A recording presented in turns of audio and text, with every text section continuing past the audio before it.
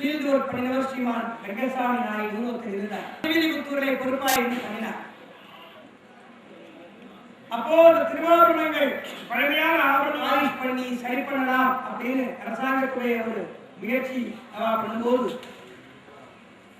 பழைய ரெக்கார்ட்ஸ் பழைய ரெக்கார்ட்ஸ் எல்லாம் பார்த்தா வெங்கடசுவாமி நாயுடு குமாரர் கோவிந்தசாமி நாயுடு சமர்ப்பணை, பெருந்தேவி அம்மாள் குமாரத்தி நாச்சியார் அம்மா சமர்ப்பணை, தொடர்ந்து மதிப்புடைய வைர வைடூரியங்கள் வெள்ளி தங்க திருவாபரணங்கள் உங்கள் பெரியவா கொடுத்திருக்கான்னு தெரிஞ்சு ஸ்ரீரங்கம் ரங்கநாத பெருமாள் கோவில் திருப்பணி நடந்த போது ராமானுஜர் சன்னதி பூர்த்தியாக 10 லட்சம் ரூபாய் மதிப்பே கைதேறி பணத்தை வாய்ப்பு நடந்தது. அதோடு வேறு பல திருப்பணிகளை பண்ணாப்போ ஸ்ரீரங்கத்திலே கூட இந்த கமவார் பெருமக்கள் நிறைய கைங்கறி பண்ணியிருக்காங்க பார்க்க முடியுது. ஸ்ரீபெரும்புதூர் ராமானுஜர் சன்னதி, ஜெகத்குருவான ராமானுஜர் அவதரித்த திவ்யதேசம் ஸ்ரீபெரும்புதூர். ஸ்ரீபெரும்புதூருக்கு நம்ம ஒரு யானை வாங்கி கொடுத்து 98, 99 நாயாசனை பூர்த்தியாக திருப்பணி பண்ணி ஒரு 4 வருஷத்துக்கு முன்பு ராமானுஜர் தங்ககோபுர திருப்பணிக்காக என்னுடைய ஆச்சாரியர் ஸ்ரீ ஸ்ரீ ஸ்ரீ ஸ்ரீமன் நாராயண ராமானுஜ சின்னஜீயர் சுவாமி அவரும் அவருடைய அதிகாரிகள் சேர்ந்து ஒரு 26 கிலோ ஆவணங்களை பெருமாளுக்கு சமர்ப்பித்து மண்டபங்கள் கட்டி கொடுத்து நிலங்களை பெருமாளுக்கு சமர்ப்பணம் பண்ணி எவ்வளவோ கைங்கரியங்களை உங்கள் பெரியவர்கள் பண்ணினார்கள். அது பலன் நீங்கள் பண்ணார்கள். யோசிச்சு பாருங்க. மாதாபிதா செய்த தர்மம் மக்களுக்கு சொல்லுவார். சொல்லப்படாத பல சம்பிரதாயங்களை புரிந்து கொண்டு கஷ்டப்படும் போது இப்படி நம்முடைய வைதிக தர்மம் கீழே போயிடுச்சே அப்படிங்கிற திட்டத்திலே நாங்கள் ஒரு 6 வருஷமாக கிராம பிரச்சாரம். ஆனால் நல்ல பலன் கிடைச்சது. முன்னாடியெல்லாம் டிவியில திருப்பாவேசம் கூப்பிடலாம், நிறைய பணம் கொடுக்கலாம். நாங்கள் எங்கேயும் பணம் வாங்க வழக்கம் கிடையாது. வேறு விற்கிறாங்க. திருப்பாவைக்கு ஆதரவு யார்? திருப்பாவை சொற்பொழிவு பண்ணி ஒரு சமாதானம் வாங்கினாச்சு அப்படின்னா அந்த வேதத்தை விற்ற மாதிரி தானே. நிறைய உபன்யாசம் நிறைய பணம் வந்தது. பணம் சொல்றது அதே வந்த பணத்தையே ஸ்ரீவில்லிபுத்தூர் தாயாருக்கு ஒரு 1.5 கிலோ தங்க மண்டபத்துக்கு தங்கம் போட்டோம். அது என்னோட கிடையாது. ஆயாரத்தி சொன்னோம், ஆயார பெருமையை சொன்னோம், பணத்தை கொட்டினா அப்போ அந்த பணம் யாருக்கு சேர்ந்ததுன்னா தாயார். அதோட இந்த 5 வருஷமா பிற்பாடு டிவியை பண்ணக்கூடாது, டிவி பக்கமே போகக்கூடாது. அதுல 2 காரணம். டிவி விளம்பரம் கிடைக்கும், அது அவசியம் இல்லை. ஒரு ஓரத்திலே குடிசை கட்டிக் கொண்டிருக்கக்கூடிய ஒரு பாகவதர் சுவாமி நம்ம மனுஷர் என்று சொன்னார். அடித்து போயிடுவோ என்று துக்கப்பட்டோம். நீங்கள் வந்து ஆனந்தம் அதுதானே பெருசு. பெருமாள் நமக்கு ஞானத்தை கொடுத்திருக்கார், பெருமாள் வாயை எது கொடுத்திருக்கார், பெருமாள் பேசக்கூடிய சக்தி எது கொடுத்திருக்கார் என்றால் அவருடைய பெருமைகளை ஆங்காங்கு போய் சொல்லணும். அந்த உபன்யாசம் பண்ணும்போது ஒரு அன்பான வேண்டுகோள் பண்ணோம். எல்லா கிராமத்துக்கும் ஒரு நாளைக்கு 4 கிராமத்துக்கு கூட்டி போவோம். ராஜபுரத்திலே இருந்து சில பெரியவர்கள், நம்ம எம்எல்ஏ பாலகிருஷ்ணன், பெருந்தங்கால் ரவிச்சந்திரன், ஆனைக்கூட்டம் சீனிவாசன் எல்லாரும் வருவா கூட. ஒரு கிராமத்துக்கு வரும்போது நம்ம அன்பா வேண்டினோம். நிறைய மணிக்கு உங்க கொடுக்காதிக்கோ, மாலை போடாதிக்கோ, பொன்னாளை போட்டாதிக்கோ. மாலை போட்டா 200 ரூபாய் அந்த மாலை ஆகும். பொன்னாளை வாங்கினா 300 ரூபாய் இருக்கும். 500 ரூபாய் தானே. அந்த 500 ரூபாய் சம்பாதிக்க எவ்வளவு கஷ்டப்பட்டு நம்ம பெருமக்களை எத்தனை பேர் தீப்பெட்டி கம்பெனியை உத்தியோகம் பண்றார், சில பேர் பட்டாசு கம்பெனியில பட்டாசு திரி பண்றார். கஷ்டப்பட்டுதானே நீங்க சம்பாதிக்கிறீங்க. நான் என்ன கேட்டேன், நீங்கள் கொடுக்கக்கூடிய மாலை கொடுக்கக்கூடிய வஸ்திரம் ஒரு 2 நிமிஷம் பயன்படுத்தும், அப்புறம் கழட்டி வச்சிடும். அது வீட்டாலே அந்த 500 ரூபாய் 200 மில்லிகிராம் தங்கம் வாங்கினா ஸ்ரீவில்லிபுத்தூர் தாயாருடைய தங்க விமானத்துக்கு திருக்கோட்டில் நம்பிகளுக்கு குலதெய்வம் அழகர், பெரியாழ்வாருக்கு குரு செல்வநம்பிக்கு குலதெய்வம் அழகர், திருவாரூருக்கு குலதெய்வம் அழகர், நமக்கும் குலதெய்வம் அழகர் தான். அழகர் கோவில் தங்க விமானம் இருக்கே. இந்த தங்க விமானம் 5045 வருஷங்களுக்கு முன்பு ஆண்டாள் நாச்சியார் பெரியாழ்வாரும் பண்ணி வச்ச தங்க விமானம். இன்னைக்கு நம்ம சேவிக்கிறோம் அழகர் கோவில் விமானம். 1000 வருஷங்களுக்கு முன்பு ராமானுஜர் திருப்பணி பண்ணியிருக்கார் அப்படின்னு ரெக்கார்டு இருந்தது. இப்போ சமீபத்தில் அந்த விமான திருப்பணி நம்ம பண்ணினோம். அழகர் கோவில் சுவாமி ஆந்திர தேசத்திலே எழுந்திருவி இருக்கார். கிட்டத்தட்ட 2 கோடி பேரை ஸ்ரீ வைஷ்ணவன் ஆக்கியிருக்கார். ஆந்திர தேசத்தில் உள்ள கமவார் பெருமக்கள் அத்தனை பேருக்கும் குரு ஸ்ரீமன் நாராயண ராமானுஜ சின்னஜீயர் சுவாமி. அமெரிக்காவில் 15 லட்சம் பேர் சமாஸ்திரேன பண்ணியிருக்கார். உங்க பூர்வீக கேத்திரம் ஆந்திர தேசம். அந்த ஆந்திர தேசத்திலே கிராமம் கிராமமாக ஒரு காலத்தில் வாரமாமலை ஜீயர் சுவாமி போய் ஸ்ரீ வைஷ்ணவ தர்மத்தை பிரச்சாரம் பண்ணி கல்யாண சுவாமி காலபர்யந்தம் பலரை வைஷ்ணவர்கள் ஆனால் இந்த ஸ்ரீ வைஷ்ணவ தர்மத்தை மீண்டும் புத்தொழி உண்டாக்கி கொடுத்தவர் ஸ்ரீ ஸ்ரீ ஸ்ரீ ஸ்ரீமன் நாராயண ஜீயர் பெரிய ஜீயர் சுவாமி, அவர் பிறகு சின்ன ஜீயர் சுவாமி. சின்ன ஜீயர் சுவாமி கிராமமாக ஆந்திர தேசத்திலே யாத்திரை பண்ணினார். கமவார் பெருமக்கள் எங்கெங்கெல்லாம் இருக்காளோ அங்கெல்லாம் ஒரு வாரம் யாத்திரை பண்ணினார். அடியேன் கூட போயிருந்தேன். ஒரு நாளைக்கு 22 மணி நேரம் அந்த சுவாமி யாத்திரை பண்ணார். 22 மணி நேரம் சாப்பாடு கிடையாது, சாப்பிட மாட்டார். ஆரம்பரை எழுந்திருந்து பெருமாள் திருவாராதனம் பண்ணி எல்லாருக்கும் தீர்த்தம் தன் கையாலே சாதித்து சமாசனம் சங்கி சக்கரவர்த்தியை பஞ்சசம்ஸ்காரம் பண்ணி உபன்யாசகர் பண்ணி திருப்பி பாத பூஜை, திருப்பி சாயந்தரம் ஆராதனம், திருப்பி ராத்திரி புறா யாத்திரை. ஒரு 3 தினங்கள் அடியே இந்த சுவாமி கூட இருந்தேன். இந்த 3 நாள் அந்த சுவாமி தூங்கவே இல்லை. திருவாராதனம் பண்ணின பிரசாத தீர்த்தம் ஒரு 3 உத்திரணி தீர்த்தம் மட்டும்தான் சுவாமி சொல்லக்கூடிய ஒரு வைபவம் எல்லாருக்கும் முக்கியம். ஏனென்றால் பகவானுக்கும் நமக்கும் உண்டான ஒரு சம்பந்தம், பெருமாளுக்கு நமக்கு சம்பந்தம் இருப்பது எப்படி ஒரு தாயார் தகப்பனாருக்கும் நமக்கு ஒரு சம்பந்தம் ஏற்படும். இந்த ஜென்மாவிலே ஒருவர் தாயார், ஒருவர் தகப்பனார். போன ஜென்மாவிலே அவர் யாரோ நாம யாரோ. அடுத்த ஜென்மாவில் ஒரு இருக்குவேனா இந்த அம்மா அப்பா எங்கேயோ போய் வேற ஜென்மாவிலே பிறப்பா, வேற ஜந்துவா பிறப்பா, நாம வேற பிறவி பிறப்போம். ஆனால் எத்தனை ஜென்மா எடுத்தால் நமக்கு தாயார் தகப்பனார் சாட்சாத் ஸ்ரீமன் நாராயணன் அப்படின்னு வேதம் சொல்றோம். ஏன்னா பிறவியே இல்லாத ஸ்ரீமன் நாராயணன் சொல்றார். பெருமாளுக்கு பிறவி உண்டு. அப்படி பிறவி உண்டு என்பதால் பெருமாளுக்கும் மரணம் உண்டு. வேதம் சொல்றார். சாட்சாத் பரமேஸ்வரன் சிவனுக்கும் பிறவி உண்டு. பிறவி ஒன்று யாருக்கு இருக்குமோ அவருக்கு மரணம் உண்டு. சிவன் பாவம் கொடுத்தார். சோதிச்சுதான் கொடுத்தார். பரமேஸ்வரன் பாவம் கொஞ்சம் புகழ் சொல்லாத ஒரு கொடுத்துருவார். பக்தராசேப்பா நீ இந்திரமொழியா கேட்கிற, இந்திரமொழியா கேட்கிற இல்லையே, யார் கையை வைக்கிறியோ அவன் எழுதியும் அங்கே இந்த வார்த்தை கொடுத்துட்டே அப்படி இது கொடுத்துட்டார். இந்த மக்கள் கொடுத்தாங்க. ரொம்ப சந்தோஷம் சிவபெருமானே, முதல்ல உங்க தலையை காட்டு, உங்களுடைய தலையை பார்த்து கையை வச்சு பாருங்க அப்படி கையை கொடுத்தார். சிவபெருமான்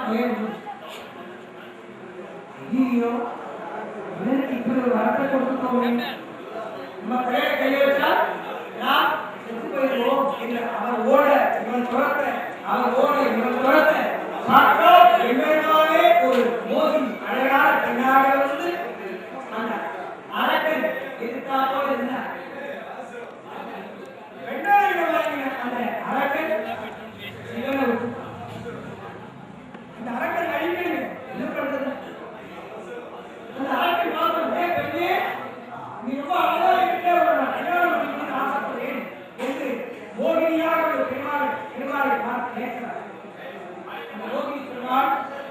ஐயா அரக்கரே நீ பெரிய சிங்கவர்த்தன் பரமேஸ்வரன் உத்தரத்தாண்டவர் பாதத்திலே சிறந்தவர். அதனால உனக்கும் அந்த நடனம் தெரியும் நினைக்கிறேன். நான் நடனம் ஆடுகிறேன். என்னவாவது நீ நடனமாக ஜெயிச்சால் ஒரு கல்யாணம் முடிக்கிறேன் என்று மோகினியாக பெண் சொன்னார். என்ன செய்யறது அரக்கன் சந்தோஷம். சரி நீ நடனம் ஆடு. அவ்வளவுதான் பஸ்மாயிருக்கிறார். அழிந்து வருகிறார். என்ன தலையை நான் கை வைக்கிறேனோ அவர்கள் அந்த தலையை உடையவர்கள் எரிந்து சாம்பலாகி அழிந்து போக வேண்டும் கேட்ட கேள்வி அவனுக்கே ஆபத்தை முடிஞ்சு. அப்புறம் பரமேஸ்வரன் விஷ்ணுவை சேவித்து எனக்கு உயிர் பிச்சை கொடுத்தீர் என்று சொல்லி திருவாரூர் சேவித்தார். இது திருவிளையாடல் புராணத்திலும் இருக்கு. அப்ப என்ன தெரியாது? சிவனுக்கு மரணம் உண்டு. ஒரு எஜமானருக்கு 4 வீடு இருக்கு. அவர் 4 பிள்ளைகள் இருக்கா. அவர் காலத்துக்கு பிறகு 4 பிள்ளைகளும் ஆளுக்கு ஒரு வீட்டை எடுத்துப்பாங்க. அங்கு பிரிச்சுப்பாங்க. அந்த சொத்து வளரலாம் அல்லது குறையலாம். ஆனா குறையே இல்லாத ஒரு ஐஸ்வர்யம் ஸ்ரீ வைஷ்ணவர்கள் மட்டும்தான். எம்பெருமான் என்னுடைய சொத்து அப்படிங்கிற செல்வம், எம்பெருமான் என்னுடைய சொத்து அப்படிங்கிற ஐஸ்வர்யம் தான் குறையில்லாத செல்வம்.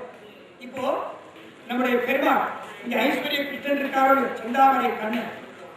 இந்த செந்தாமரை கண்ணன் பெருமாள் இங்க வந்து உட்கார்ற. பெருமாள் தான் எல்லாருக்கும் மாதா பிதா. மகாபிரளய காலத்துல எல்லா ரோகமும் அழிஞ்சு போயிடும். இதோட முன்னாடி ஒரு மகாபிரளயம் நடந்தது. அந்த மகாபிரளயத்திலே எல்லா ரோகங்களும் அழிஞ்சு போயிடுச்சு. நாம வசிக்கக்கூடிய பூமி உட்பட கிடையாது.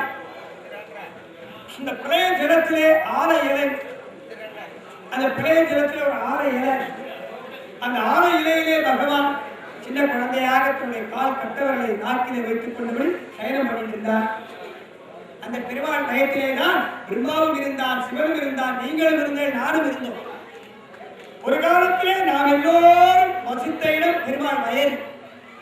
பெருமாளுடைய வயல் ஆனமாமரத்தின் இலைமேல் ஒரு பாலகனார் ஞானம் 7 உண்டான் அரங்கத்தளவில் அணையான் அப்படின்னு ஆழ்வார் சொல்றாரு. இந்த ஊர்ல ஒரு பெரிய பெருமை நீங்கள் எல்லாரும் அருள்ச்சியை தெரிஞ்சு வச்சுருக்கேன்.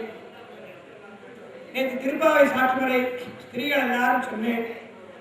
நாச்சியார் திருமொழி சாற்றுமுறை நீங்கள் எல்லாரும் சேவிச்சேன். ரொம்ப சந்தோஷமா இருந்தது. ரொம்ப சந்தோஷமா இருந்தது. பெருமாள் திருமயத்திலேதான் நாம் எல்லோரும் இருந்தோம். பெருமாள் சகல உலகங்களையும் படைக்க வேண்டும் என்று முதலில் திருப்பார்கடல் லோகத்தை படைத்தார். அந்த திருப்பார்கடலில் ஆதிசேஷனை தனக்கு படுக்கையாக விரித்த அந்த ஆதிசேஷன் மடியிலே அனந்த சயனமாக ரங்கநாதனாக பணிகொண்டான். அந்த பெருமாள் தன்னுடைய தொப்புள் நாவிலே ஒரு தாமரை பூவை படைத்தான். தாமரை பூவிலே பிரம்மாவை படைத்தான். பிரம்மா மூலமாக சிவனை படைத்தான், இந்திரனை படைத்தான், 33 கோடி தேவதைகளை படைத்தான், நம்மையும் படைத்தான். ஆக பிரம்ம சிருஷ்டிக்கு முன்பு நாம் எல்லோரும் இருந்த இடம் பெருமாளுடைய வயல், பெருமாளுடைய திருவயிறு. ஆழமா மரத்தின் இலைவே ஒரு பாலகனால் ஞானம் 7 உண்டான். ஆக நாம் எல்லோரும் இருந்த இடம் பெருமாள் வயிறு. இப்போ நம்மை கூட்டு வந்த சொந்த ஒரு எது சுவாமி அப்படின்னு என்னை யாராவது கேட்டா நான் திருக்கோஷ்டியூர்னு சொல்லுவேன். உங்களை கேட்டா நீங்க அவங்க பிறந்த ஒரு எது கேட்டா சொல்லுவேன். ஆனால் இந்த ஜென்மாவிலே அடியாருக்கு பிறந்த ஒரு திருக்கோஷ்டியூர், இந்த ஜென்மாவிலே உங்களுக்கு சில பேர் பிறந்த ஒரு ஸ்ரீவில்லிபுத்தூர், சில பேர் கோவில்பட்டி, சில பேர் சாத்தூர், சில பேருக்கு நாராயணபுரம், சில பேர் செங்கமல நாச்சியார்புரம், சில பேருக்கு ஒவ்வொருவருக்கு ஒரு ஊர் இருக்கும். இந்த ஜென்மாவிலே நமக்கு இந்த ஊர். ஒரு ஜென்மாவில் நீங்கள் அமெரிக்காவில் பிறந்திருக்கலாம், ஆஸ்திரேலியாவிலே பிறந்திருக்கலாம், கழுகா பிறந்திருக்கலாம், குருவியா பிறந்திருக்கலாம். எத்தனையோ ஜென்மாக்கள், எத்தனையோ பிறவிகள், கோடானு கோடி பிறவிகள். முதல் ஜென்மா பிறப்பதற்கு முன்பு நாம் இருந்த இடம் பெருமாள் வயிறு. பெருமாள் வயத்துல நம்ம எல்லாரும் இருந்தோம். கோடானு கோடி ஜீவகோடிகளை எம்பெருமான் தன் வயத்தில் வச்சு காப்பாற்றினார். அதனால நாம் எல்லோருக்கும் பிறந்த வீடு எதுன்னு கேட்டா பெருமாளுடைய திருவயிறு. திருவயிற்று உதரபந்தம்ங்கிறாருடைய உதரபந்தம் ரத்த சொந்தம். அப்போ நாம் எல்லோருக்கும் தாயாகவும் தகப்பனாகவும் விளங்கக்கூடியவன் சர்வேஸ்வரனான எம்பெருமான் ஸ்ரீமன் நாராயணன் சொல்லும் போது அந்த பெருமாள் சொத்துக்கு அதிபதி யார்? நம்ம தானே. பெருமாள் சொத்துக்கு வாரிசு யாரு? நம்ம தானே. உங்க அப்பா அம்மா சொத்துக்கு வாரிசு யாரு? நீங்க தானே. இந்த ஜென்மாவிலே இந்த சொத்துக்கு வாரிசு, எத்தனை ஜென்மா எடுத்தாலும் எந்த பெருமாள் சொத்துக்கு வாரிசு யாரு? நான் தான். ஆனா பெருமாள் என்ன சொல்றாரு தெரியுமா?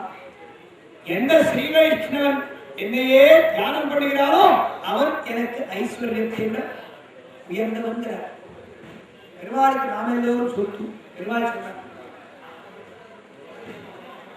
இப்படி பெருமாளுக்கும் நமக்கும் உண்டான சம்பந்தம் தான் குறை ஒன்றுமில்லாத செல்வம்.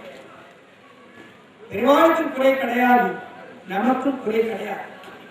அதற்கு ஒரே ஒரு அனுஷ்டானம், ஒரே ஒரு விஷயத்தை மட்டும் நாம் கடைபிடிக்க வேண்டும். அது என்னவென்றால் பஞ்ச சம்ஸ்காரம். ரொம்ப முக்கியமான கிரந்தம் பஞ்ச சம்ஸ்காரம். 5 விதமான உபதேசங்கள். இன்னைக்கு நம்ம திருப்பதி போறோம்னு வச்சுக்கோம். இந்த சம்ரோஷண முடிய எல்லாரும் திருப்பதி போறோம். இங்கே உள்ள நிர்வாகஸ்தர்கள், ஆண்டாள் கோஷ்டி எல்லாரும் 4 பஸ் எடுத்து திருமலை திருப்பதி போய் பெருமாள் சேவிக்கிறோம். இங்கே ஒரு 16 மணி நேரம் பயணம் பண்ணி போகும்போது ஸ்ரீபெரும்புதூர் போய் ராமானுஜர் சேவிச்சுட்டு, அங்கிருந்து திருநெல்வேலி பக்தவத்சல பெருமாளை சேவிச்சுட்டு, திருவள்ளூர் வீரராக பெருமாளை சேவிச்சுட்டு, திருச்சிக்கு போய் தாயாரை சேவிச்சுட்டு மலை ஏறி பெருமாளை சேவிக்கிறோம். அந்த பெருமாள் பாதத்திலே பட பட படன்னு ஏதோ மின்னது, நிறைய மின்னது. எல்லாம் ஒரு 50 பைசா நாணயம், 25 பைசா காசு, எல்லாத்தையும் அண்ணா கூட்டி ஒரு தபாலத்தில் போட்டு அந்த அர்ச்சக சுவாமி உங்களுக்கு கொடுக்குறார். நீங்கள் சந்தோஷப்படுவீங்களா, துக்கப்படுவீங்களா? பெருமாள் பாதத்திலே உள்ள பணத்தை உங்களுக்கு பிரசாதமாக அந்த அர்ச்சக சுவாமி கொடுக்கிறார்னு வச்சுப்போம். யார் யார் சந்தோஷப்படுவேன்? எல்லாருமே சந்தோஷப்படுறாங்க. உண்டா இல்லையா? பெருமாள் திருவடியில் உள்ள காசாச்சு அர்ச்சக சுவாமி கொடுத்தார் அப்படின்னு சொல்ல வேண்டாம், இல்ல பெருமாள் கொடுத்தார்னு சொல்ல வேண்டாம். பெருமாள் கொடுத்தார். அந்த 50 பைசா காயில எடுத்துட்டு வந்து சாத்தூர் போகணும் காமிக்கிறேன். திருப்பதி போனேன், பெருமாள் பாதத்திலே இருந்த காசு. அதை உங்கள் வீட்டு திருவாராதன அறையில வச்சு பூஜா கிடத்திலே பூஜாரம்னே ஒரு அழகான வெள்ளி டப்பா பண்ணி வெள்ளத்திலே சின்ன ஒரு ஆசனம் பண்ணி அதுல தினந்தோறும் அந்த காசை பார்க்கும் போதுதான் திருவேங்கட ஞாபகம் வருமா வராதா? வரணும். இப்போ நீங்கள் எங்கேயோ ஒரு ஊருக்கு போறேன், மதுரைக்கு போறேன், கடைக்கு போறேன், ஜவுளி வாங்குறதுக்கு ஒருத்தர் அம்மா இங்க வாங்கோ இந்தாங்கோ அப்படின்னு கையோட ஒரு விசா கொடுக்குறாங்க. நீங்க என்ன பண்ணுவேன்? என்ன பண்ணுவேன்? விசாரமா வாங்கிப்பேடா மாட்டேன்.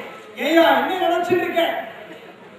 நான் குமாரலிங்கபுரத்துல இருந்து வரேன், எனக்கு 10 ஏக்கர் நிலம் இருக்கு, 2 கார் வச்சிருக்கேன், என்ன பார்த்தா பிச்சைக்காரி நினைச்சியா அப்படின்னு சண்டை போடவே மாட்டேடா. சண்டை போடலைன்னா கூட அந்த காசை நீங்கள் வாங்க மாட்டீங்க. இதுவும் 50 பைசா தான், இதுவும் 50 பைசா தான், அதுவும் தகரத்தை பண்ணிருக்கு, இதுவும் தகரத்தை பண்ணிருக்கு. ஏன் இந்த காசை நீங்கள் அனாதரவு பண்றேன்? திருவேங்கடைய திருவடியோட காசை ஆதரிக்கிறேன். என்ன காரணம்? பெருமாள் பாதத்திலே இருந்தது என்ற ஒரு கௌரவம், பெருமாள் திருவடியில் இருந்ததுங்கிற கௌரவம், அதுதானே முக்கியம். சம்பரோஷணமானது நாளைக்கு அர்ச்சக சுவாமிகள், நம்முடைய பாபு சுவாமி, நம்முடைய திருவள்ளரை அன்பில் அர்ச்சக சுவாமிகள், வாசு சுவாமி, இவரெல்லாம் நாளைக்கு சம்பரோஷணம் பண்ண போனா சம்பரோஷணம் பண்ணி கலசத்தோட வரும். சுவாமி எந்த அளவுக்கு தீர்த்தம் தெளிங்கோ, எந்த அளவுக்கு தீர்த்தம் தெளிங்கோன்னு சொல்லுவா. சொல்லுவேன் நீங்க அவ உங்க தலையில தீர்த்தம் புரோஷனம் பண்ணுவா. ரொம்ப நன்றி சுவாமி, 2 கையும் கூப்பி தலையை தாழ்த்தி அந்த பிரசாதத்தை நீங்க ஏற்றுப்பீங்க. அப்படித்தானே உண்டா இல்லையா? ரோட்ல போக யாராவது ஒரு தலையில தண்ணியை தெளிக்கிறான், என்ன பண்ணுவேன்? சண்டைக்கு போயிடு. இதுவும் தீர்த்தம் தான், அதுவும் தீர்த்தம் தான். இத்தனைக்கு அவன் மினரல் வாட்டர் தெளிக்க போறான், இவன் 4 நாள் ஒரு மண்கலசத்தை தீர்த்தத்தை தெளிக்க போறான். அவன் ஒரு வெள்ளி பாத்திரத்தில் இருக்கிற தலையில தண்ணியை போடுறான், இவன் மண்கலசத்துல தண்ணியை போட போறான். அதுவும் தீர்த்தம், இதுவும் தீர்த்தம். இது பகவத் பிரசாதம். இது பகவானுடைய திருமணி தீர்த்தம். அப்படித்தானே? அப்போ சாதாரண தீர்த்தமா இருந்தால் அதற்கு யாகசாலையில கும்பத்திலே எழுந்தருள பண்ணி அதுக்கு ஒரு அவாகனம் பண்ணி ஹோமங்கள் பண்ணி பெருமாளுக்கு திருமஞ்சனம் பண்ணி பெருமாளுக்கு பிரதிஷ்டை பண்ணி அந்த பெருமாளுடைய பிரசாதத்தை நமக்கு கொடுக்கும் போது நமக்கு ஆனந்தமா உண்டா இல்லையா? அப்போ திருவேங்கடமுடையான் பாதத்திலே ஒரு 3 நிமிஷம் இருந்த இரும்பு துண்டு அந்த காசுக்கு நீங்க எவ்வளவு கௌரவம் கொடுக்கிறீங்க? தூக்கி போட்டுடா? போட மாட்டோம். அந்த காசை பத்திரப்படுத்துறேன். அப்ப ஆஃப்டர் ஒரு 3 நிமிஷம் திருப்பதி பெருமாள் பாதத்திலே இருந்த ஒரு இரும்பு துண்டுக்கு இவ்வளவு கௌரவம் கொடுக்கும் போது பெருமாள் வலது கையில சக்கரம் இருக்கு, இடது கையில சங்கம் இருக்கும். பெருமாள் கையில சங்கு சக்கரம் இருக்கும். அந்த சங்கு சக்கரத்தை புருஷசூக்த விதானப்படி ஹோமம் பண்ணி அந்த சங்கு சக்கரத்தை அந்த ஹோம நெருப்பிலே காய்ச்சி வலது முகத்திலே சக்கர முத்திரை, இடது முகத்திலே சங்கு முத்திரை, இதுதானே வைஷ்ணவ முத்திரை. அப்ப எவ்வளவு பெருமை!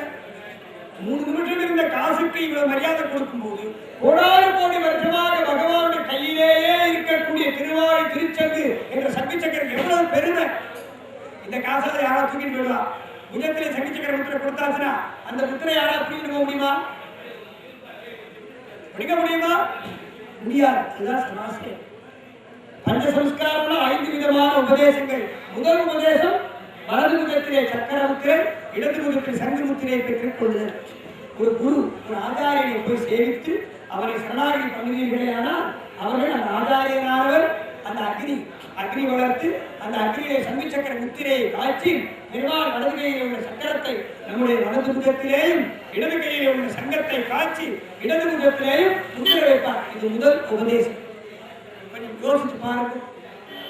திருப்பதி பெருமாள் பாதத்திலே 3 நிமிஷம் இருந்த இரும்பு காசை விட பெருமாள் கையிலோட சங்கு சக்கரம் பெருமதானே. இந்த காசா ஒரு எலி இழுத்து முன்னாள் துக்கப்படுவோம். ஆனால் சங்கு சக்கர முத்திரை பெற்றுண்டாச்சுன்னா இந்த சரீரம் மண்ணில விழும் வரை சங்கு சக்கர முத்திரை நம்ம விட்டு போகாது. இது முதல் உபதேசம். பெருமாளுடைய சங்கு சக்கர முத்திரையை பெற்றுக் கொள்ளுதல் முதல் உபதேசம். இரண்டாவது உபதேசம் திருமண் காப்பு. ரொம்ப முக்கியமான விஷயம். திருமண் காப்பு. பெண்கள் வெள்ளையா பூர்வ மத்தியிலே ஒரு கோடு போட்டுக்கணும். ஸ்ரீஜுடைய பூர்வ மத்தியிலே தொடங்கி இந்த கேசம் முடி ஆரம்பிக்கிறதோ நல்லாடம் வகுது இதுவரைக்கும் விட்டுக்கணும். ஆண்கள் வெண்மையான 2 தீர்க்கமான பாதை பெருமாளுடைய திருவடி, மூக்கிலே ஒரு பாதம், இது திருமண் காப்பு. இரண்டாவது உபதேசம். முதல் உபதேசம் சங்கு சக்கர முத்திரை, இரண்டாவது உபதேசம் திருமண்காப்பை பெற்றுக் கொள்ளுதல், மூன்றாவது உபதேசம் அடியே ராமானுஜதாசன், அடியே ராமானுஜதாசன் என்று ஆண்களும் அடியேன் ராமானுஜதாசியை என்று பெண்களும் ராமானுஜதாசர்களாக விளங்கணும். மூணாவது உபதேசம். நான்காவது உபதேசம் மந்திர உபதேசம். 3 மந்திரம். லோகத்திலே கஷ்டமே இல்லாமல் வாழ முடியுமா? வாழ முடியும். துக்கமே இல்லாமல் வாழ முடியுமா? வாழ முடியும். உதாரணம் காமிக்கிறாங்க. அடியே இவ்வளவு திருப்பணி பண்றேனோ யாரிடத்திலேயா பணம் கொடுக்கணும்னு கேட்டுக்கிறான். எத்தனை ஊருக்கு போறோம்? 107 திவ்யதேசங்களுக்கு இருக்கிற 58 திவ்யதேசம் திருப்பணி பண்ணோம். பணம் கொடுங்கோ வசூலுக்கு வந்திருக்கேன். கேட்டுக்கோமா? கேட்கல. எப்படி பணம் கொடுறது? யோசிச்சு பாருங்க. அதை அனுபவிக்கிறேன். இந்த கிஃப்ட், இந்த திருமந்திரார்த்த உபதேசத்துடைய பெருமை அடிய லைஃப்ல நான் அனுபவிக்கிறேன். அதுபோல உங்களுக்கு இந்த பலன் கிடைக்கும். எனக்கு மட்டும்தான் கிடையாது, உங்களுக்கு உண்டு. உபன்யாசம் பண்ண வரும்போது சொல்லிடுவேன், காருக்கு டீசல் கூட நீங்க போடக்கூடாது. எத்தனை தடவை வரும், எத்தனை தடவை போறோம்? ஒரு நாளைக்கு 3000 ரூபாய் டீசல் ஆகும். மாசம் 1 லட்சம் ஆகும். எப்படி வருது? நாங்கள் லேப்டாப் பணம் வாங்கலையே, இல்லை மந்திர சக்தி இருக்கா, இல்லை நாங்கள் நோட்டு அச்சடிக்கிறோமா? எதுவும் கிடையாது. சுமந்திர காரியத்தை நாங்கள் பண்ற வழக்கம் இல்லை. ஒரு கண்ணெடு தங்கமாக்கி பண்ற வழக்கம் வச்சுக்கல. கண்ணெடு தங்கம் பண்ணி காமிச்சோம். எங்க தகப்பனார் அழைச்சிருக்காரு. கண்ணெடு தங்கம் பண்ணி காமிச்சோம். எங்க அப்பா அழைச்சது அதையும் விட்டாச்சு, பண்ணக்கூடாது. ஆனா இனி தமிழ்நாட்டிலே ஸ்ரீரங்கத்திலே திருப்பணி, அழகர் கோவில் திருப்பணி, திருக்கோட்டூர் திருப்பணி, திருப்புலாரி, திருத்தங்கா மூலவர் பூர்த்தியாக 12 லட்சம் ரூபாய் பணக்கூடிய வாய்ப்பு பெருமாள் கொடுத்தார். யாருக்கும் பணம் கேட்கல. பணம் எப்படி வந்தது? திருமந்திர ஜபம். திருமந்திர ஜபம் அது ஒரு வெற்றிக்கிற ஜபத்தில் ஏற்பட்டது. 3வது உபதேசம் தாசிய நாமம், 4வது உபதேசம் திருமந்திரார்த்தம். 3 மந்திர உபதேசம். ஓம் நமோ நாராயணாயா என்ற 8 எழுத்து மந்திரத்தை உபதேசம் பெற்றுக்கொள்ள வேண்டும். ஸ்ரீமன் நாராயண சரணம் சரணம் பதத்தியே ஸ்ரீமதே நாராயணா என்றால் 2 வரியால் ஆன வேதமந்திர உபதேசம். சர்வ தர்ம பரித்யஜ்ய மாம் ஏகம் சரணம்ரஜா அகம்பா சர்வ பாவேப்யோ மோட்சயிஷ்யாமி மாஸ்தகா என்ற சரஸ்வரம். இந்த 3 மந்திரத்தை உபதேசம் பெற்றினார். இது தினந்தோறும் சொல்லணும். நாள்தோறும் சொன்னால் போதும். அந்த குடும்பத்திலே துக்கம் வராது, கஷ்டம் வராது, தோஷம் வராது, ஒரு இயலாமை வராது, பரிபூர்ணமா இருக்கலாம். 5வது உபதேசம் பெருமாள் நமக்கு கொடுத்த சரீரத்தால், பெருமாள் நமக்கு கொடுத்த ஞானத்தால், பெருமாள் நமக்கு கொடுத்த செல்வத்தால் அந்த பெருமாளுக்கு பண்ணக்கூடிய கைத்தறி. பெருமாளுக்கு நீங்கள் தான் அதை கேட்க எல்லாரும் பணம் கொடுத்து இந்த கோவில் கட்டுறதுக்கு எத்தனை பேர் பணம் கொடுத்து நீங்க பிறகு ஒரு தீர்க்கப்பட்டு கொள்ளுங்களா இந்த பணத்தை? கிடையாது. சரி, வயசானது யாரோ ஒருத்தர் போறார், பல கோடிகள் சம்பாதிச்சார். ஐயோ பாவம், இவர் சின்ன வயசுல கஷ்டப்பட்டு 50 கோடி சம்பாதிச்சிருக்கார், இவர் செத்து போயிட்டார், இவரோட 50 கோடி ரூபாய் சொத்தை புதைச்சிடுவோம் என்று யாராவது புதைப்பாளா? அதுவும் கிடையாது. இருக்கும்போது கொண்டு வர முடியாது, போகும்போது இதை கொண்டு போக முடியாது. அழியக்கூடிய வஸ்துக்களை கொண்டு போக முடியாது.